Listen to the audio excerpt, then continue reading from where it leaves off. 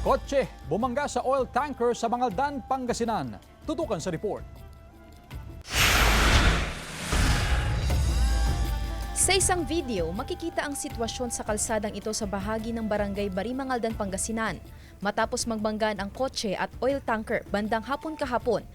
Sa investigasyon ng pulisya, magkasalungat ang direksyon ng dalawang sasakyan nang bigla umanong mapunta ang kotse sa linya ng oil tanker. Nag-overtake itong Wigo natin. Na-surprise po siya ng mayroong malaking truck na sa harapan niya at sako siya po ng oil tanker natin ay tumigil na po itong tanker na to at yun po yung bumangga po yung Toyota Wigo po sa truck po na ito. Bagamat walang naiulat na nasugatan, dinala sa Rural Health Unit ang driver ng kotse para sa medical examination, habang tumanggi namang sumailalim sa pagsusuri ang driver ng tanker. Nagpa-dispatch tayo ng investigator natin at nagkaroon po ng investigation.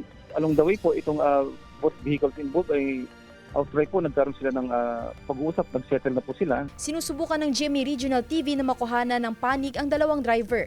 Muling nagpaalala ang PNP na maging maingat sa pagmamaneho para makaiwas sa aksidente. Yung panahon po kasi ngayon, medyo maulan, medyo madilim po yung mga paligid, lalo pag medyo malakas sa ulan, kaya po magdoble ingat. Kasama si Henry Dominsil, Sandy Salvacio, One North, Central Luzon.